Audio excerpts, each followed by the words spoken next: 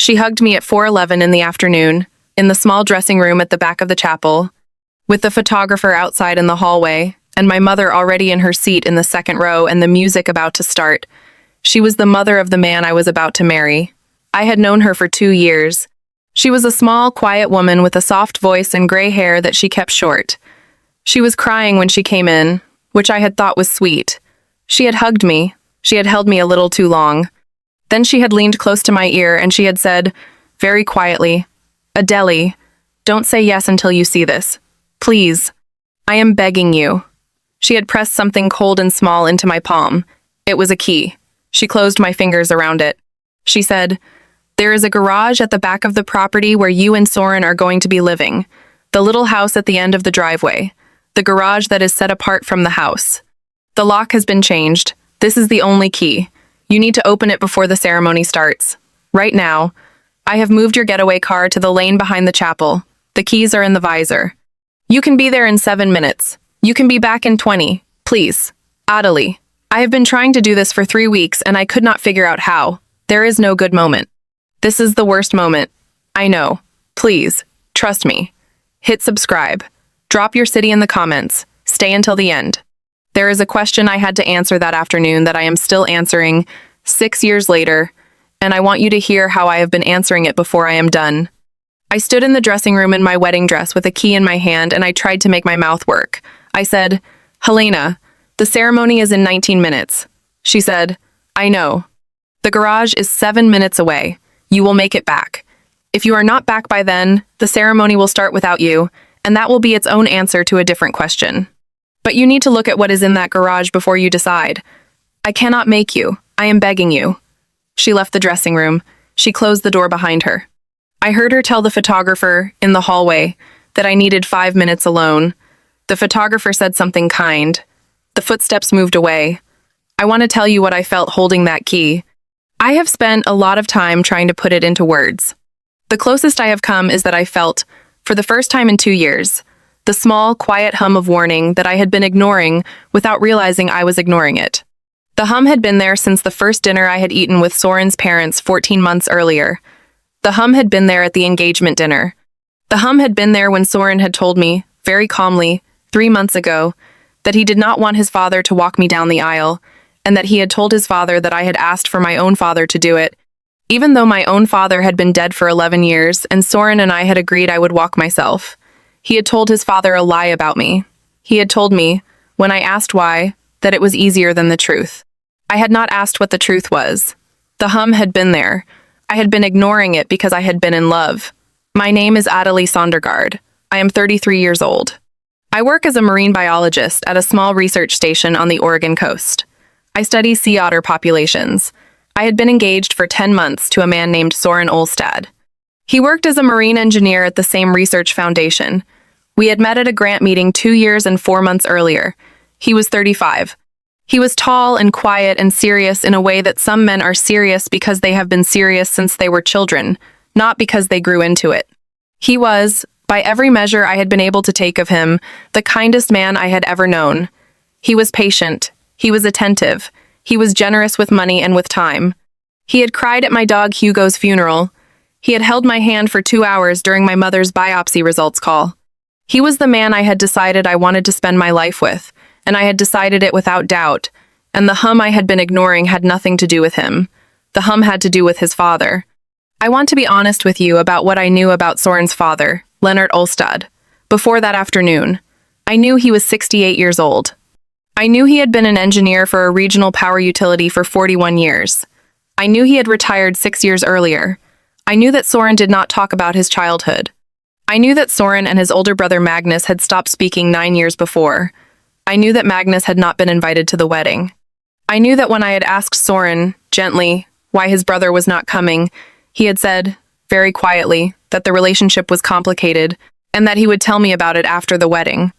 I knew that Helena, his mother, had once during a Christmas dinner, when Lennart had stepped outside to take a call, looked across the table at me and said in a voice that I had not been able to read, "Soren is a good man. The good in him is his own. I want you to know that." She had not said anything else. The conversation had moved on. I had not asked. I went out the back door of the chapel. I went down the alley to the lane where Helena had said the car would be. The car was there. The keys were in the visor. I drove. The little house at the end of the driveway, where Soren and I were going to be living, was a wedding gift from his parents. They had bought the property in 1989 when Soren was 4 and his brother Magnus was 7. The main house, where Leonard and Helena still lived, was at the front of the property. The little house where Soren and I would live was at the back, separated by a long driveway and a stand of cedars. The garage was set 15 yards behind the little house. It had its own driveway. Soren and I had moved most of our things in the previous week. The wedding was happening today because the venue had been booked for a year and Soren's father had paid the deposit. I had not been inside the garage. Soren had told me the garage was full of his father's old equipment from the utility company and that we would clean it out together once we were back from the honeymoon. I had not asked any questions. The hum had been there. I had been ignoring it. I parked in the small driveway by the garage. I got out of the car. The wedding dress dragged in the gravel. I lifted it. I went to the garage door. I put the key in the lock. The lock turned. I pushed the door up. I stepped inside. The garage was lit by a single fluorescent fixture that Helena had left on for me. The garage was not full of utility equipment. There was a small folding table in the center of the garage. On the folding table was a stack of 3-ring binders. On top of the binders was a sealed envelope addressed to me, in handwriting I had only seen on Christmas cards, in Helena's handwriting. I sat down on a metal folding chair next to the table. I opened the envelope. The letter inside was 4 pages long. The handwriting was rushed in places and very careful in others. The letter began with the words, "Adele, I am sorry I am doing this to you today. There is no other day I could do it. I am going to tell you what is in the binders. You can decide what to do with what I tell you. I will support whatever you decide." The first binder contained photographs. Photographs of bruises on a younger version of Helena's face, dated and labeled in her own handwriting, going back 28 years. The second binder contained typewritten records. The records were a chronological log Helena had been keeping, almost daily, for 35 years. The log described events. It described a pattern of behavior. The pattern was about Lennart. The pattern was extensive. The pattern began 3 weeks after Lennart and Helena had married in 1986. The pattern had not stopped. The third binder contained a section that was not about Helena. The third binder was about the wives of Lennart's 2 sons. The section about Magnus's wife began in the year of their wedding, 14 years earlier. The log described what Helena had observed Lennart do during the first 18 months of Magnus's marriage. The log described the way Lennart had begun testing Magnus's wife 3 weeks after the wedding, with small contained acts of psychological control disguised as in-law concern. The log described the way the testing had escalated. The log described the way Magnus's wife had eventually filed for divorce. The log described the way Magnus had blamed his wife. The log described the way Magnus and his wife had not spoken to Helena in 9 years because Magnus had been raised by his father, and his father had taught him that any wife who left a son was the wife's failure, and Magnus had not been ready to know otherwise. The third binder ended with a section that was newer. The section was about me. The section was 11 pages long. It documented 11 specific occasions on which Helena had observed Lennart, in the last 14 months, prepare for what he was going to do to me after the wedding. The preparations included things he had said to Helena. The preparations included things he had been overheard saying to Soren. The preparations included a small notebook Lennart kept in his desk drawer that Helena had photographed. The notebook had my name at the top of one page. The page contained a list of things about me that Lennart had decided he was going to address once I was officially in the family. The list was long. The list was specific. The list contained the words, my career, my dog, my volume, my style, my mother, and my future children. There was a sealed envelope at the back of the third binder. The envelope said, "For Adele, last thing." I opened it. Inside was a single page. It said, "Adele, I am not asking you to leave Soren. I am not asking you to call off the wedding.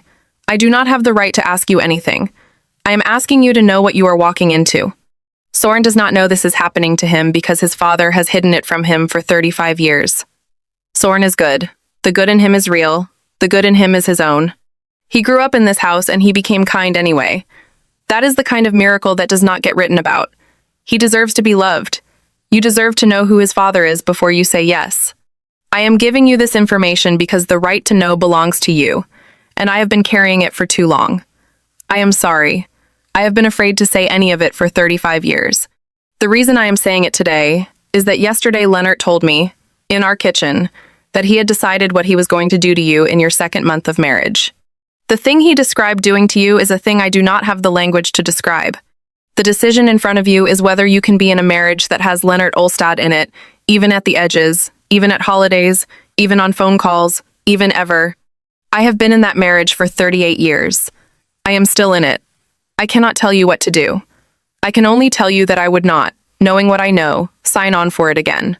Soren knows none of this. Whatever you decide, I am asking you to decide it without him in the room. He cannot be the one to make this choice. He has been making it his entire life without knowing he was making it. Helena. I sat in the garage for a long time.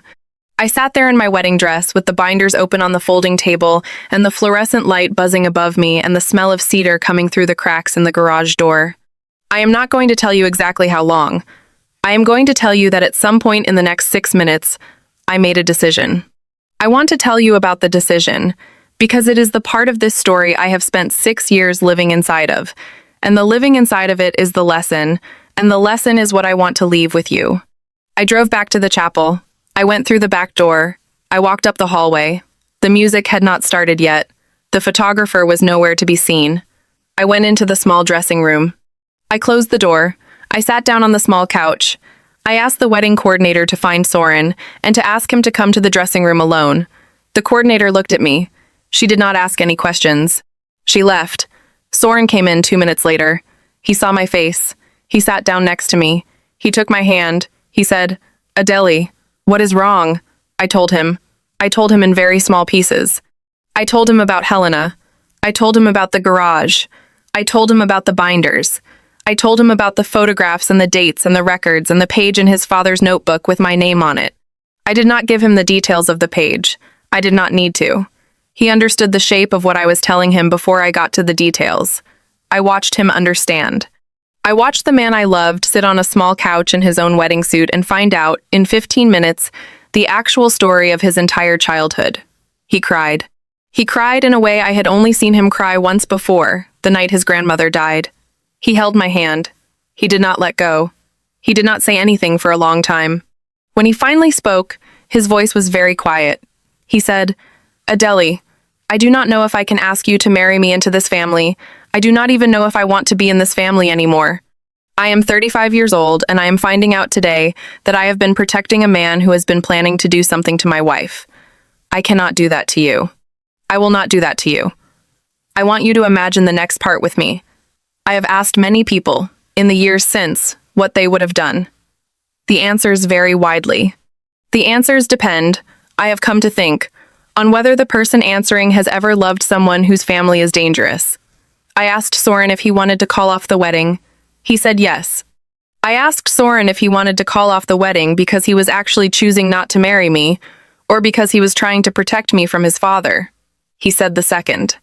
I asked Soren what he wanted, separately from his father, separately from his fear, separately from everything. He said he wanted to marry me. He said he had wanted to marry me since the 3rd month we had been together. He said he had been afraid, the entire time, that I would meet his father, and his father would do what his father did, and that I would leave, and that he would deserve it. He said he had not known how to tell me. He said he was sorry. I sat with that. I sat with the man I loved, holding my hand on a small couch in a chapel dressing room, 12 minutes before the ceremony was supposed to start. I sat with the binders in my mind. I sat with Helena's letter in my mind. I sat with the page in Leonard Olstad's notebook with my name on it. I made a choice. I said, "Soren, I am going to marry you today. I am not going to let your father take from us the thing we built together that has nothing to do with him, but I am going to marry you on 3 conditions. The first condition is that we cancel the lease on the little house. We are not living on his property. The second condition is that we are not going to your parents' house alone, ever. We will see your mother on neutral ground, together, when she is able. We will not see your father at all, ever, unless you decide later that you want to, and you will not pressure me into seeing him because you are afraid of him. The third condition is that we tell your mother today, before she goes home to him, that she has somewhere to come if she ever leaves. We will pay for her hotel for as long as she needs. We will pay for her lawyer. We will pay for whatever she needs. She has been carrying this alone for 35 years. She does not have to carry it alone anymore. Do you agree? Soren said. I agree. We got married 31 minutes later. The ceremony happened. Lennart Olstad sat in the front row. He smiled. He looked, to anyone watching, like a proud father of the groom. Helena sat next to him. She held my mother's hand during the vows. She did not look at me.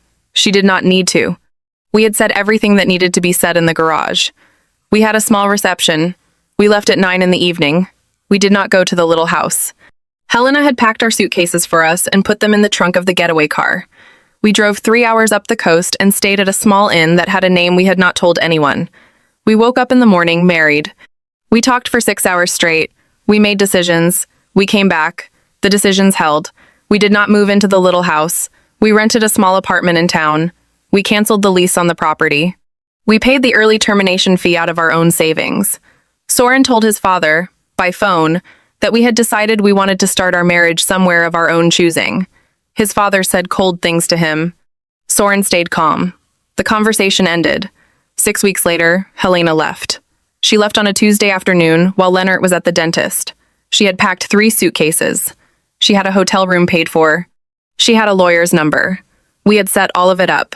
She moved into a small condo 2 towns away. She filed for divorce 3 months later. The divorce took a year. The divorce produced records. The records, when they were unsealed, supported the binders. Helena had not been making any of it up. The records also produced, eventually, a separate criminal investigation that I am not going to describe in detail because some of it is still in motion. Lennart has been in a state facility for the last 14 months. The facility is for older inmates. He will not come out. Soren and I have been married for 6 years. We have a daughter. Her name is Ren. She is 2.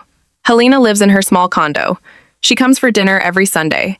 She has a small dog named Pippa. She has friends now. Women she met in a support group she joined the year after her divorce. She laughs more than I had ever seen her laugh in the 2 years I had known her before the wedding. She has not entered Lennart's name into a sentence in my presence in 5 years. Soren is a different man than the man I was about to marry 6 years ago.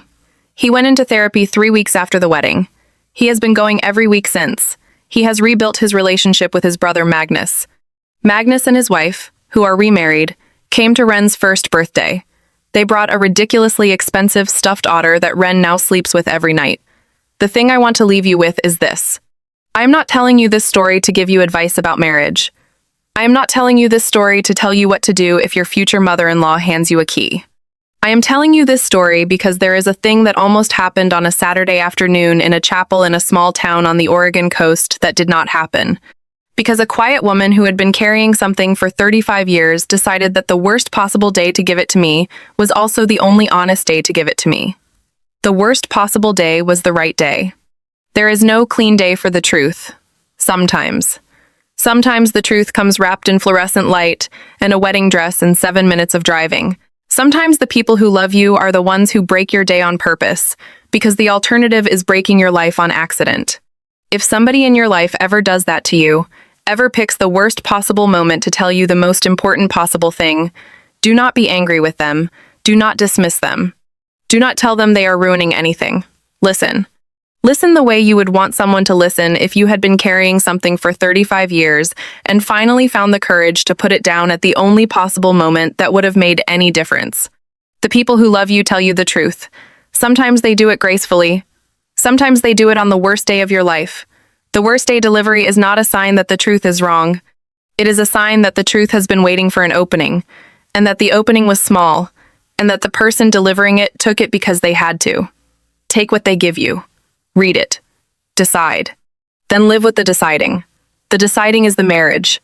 The marriage is the deciding. Helena saved my life that afternoon. She also, more importantly, saved her own life 6 weeks later by realizing that the first life she had ever saved in her 38 years of marriage to a violent man was somebody else's. Sometimes that is the way out. Sometimes the door we open for somebody else turns out to have been our own door the whole time.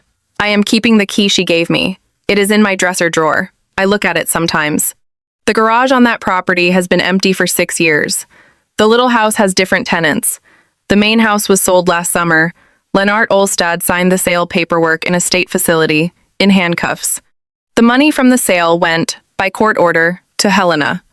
She used part of it to pay for the support group she now leads, for women who are leaving men they have been married to for more than 30 years. She has helped by her own quiet count, 14 of them. 15. If you count me, which she does not, because she says I am the daughter she got at the end of the trip, and you do not count daughters as cases. She is wrong about that. I count.